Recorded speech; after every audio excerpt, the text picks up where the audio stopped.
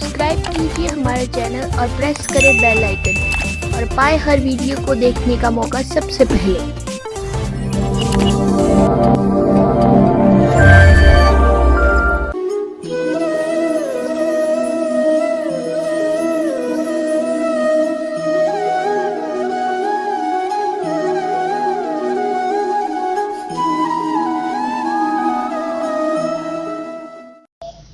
और अब हम आपको ताजा बता यानी और प्रत्यक्ष और बता दें, हमारे भूरी वाले नाम के एक बहुत बड़े अच्छे महान सद संत हुए हैं, पंजाब के रहने वाले थे, रामपुर जो कि गढ़ शंकर के पास पड़ता है।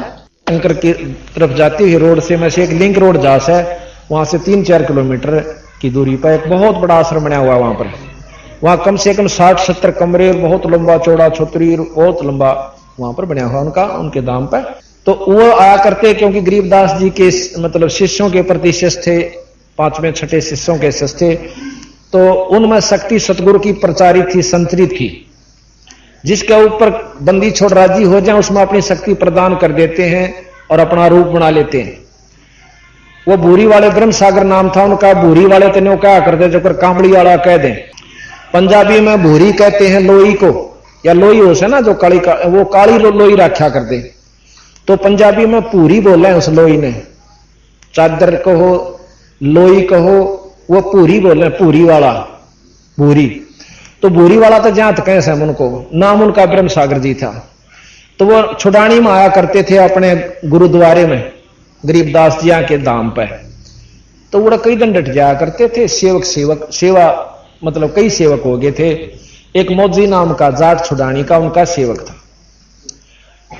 बहुत सेवा करा करता भाई, को लासी ला देता, कपड़े धो देता भाई, उनकी सेवा किया करते थे। एक दिन उसका लड़का मर गया, 5-6 लड़के थे, एक लड़का छोटे वाला जो ना शरीर छोड़ गया, उसकी फूकन की तैयारी हो रही थी। इतने में एक भगत ने आकर बता दिया कि महाराज जी मौजी का छोरा मर गया। ये महाराज जी ने बोले भाई फूक फाक तो नहीं दिया है ना, फूक क्या सहनी तैयारी कर रहे हैं।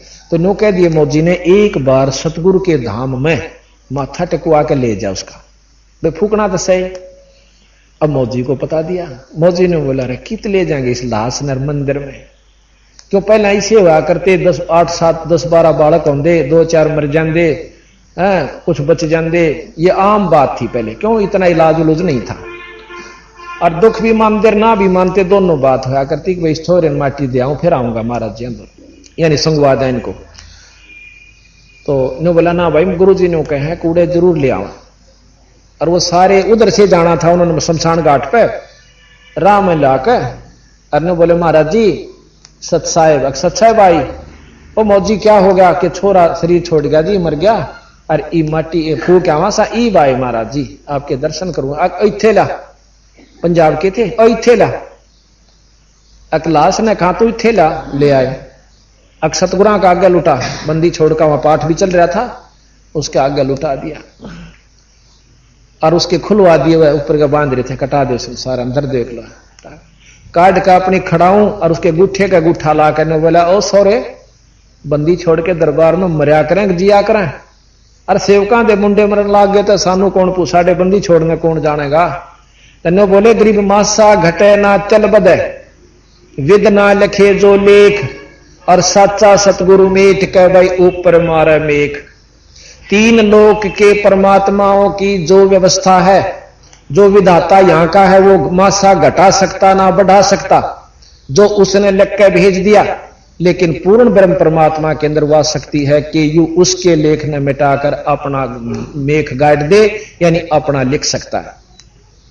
जैसे राष्ट्रपति के पास पावर है कि वो फांसी की सजा को बिना किसी गवाही के बरी कर सकता है, और किसी दौर को नहीं, चाहे प्रधानमंत्री हो चाहे मुख्यमंत्री हो। इसी प्रकार ये पूर्ण ब्रह्म परमात्मा के पास यह शक्ति है।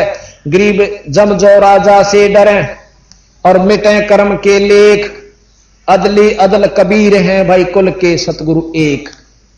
जम जोरा जिससे काल और यम के दूत डरे, और मिटे कर्म के लेख, ये कर्म के लेख भी मेट सकता। इंद्रमती के मेटे, ये आपको सुनाएंगे आगे के काम बंदी छोड़ने करके दिखाए, जिसको हमने एक कवि और भगत जान के नकारा कर रखा था।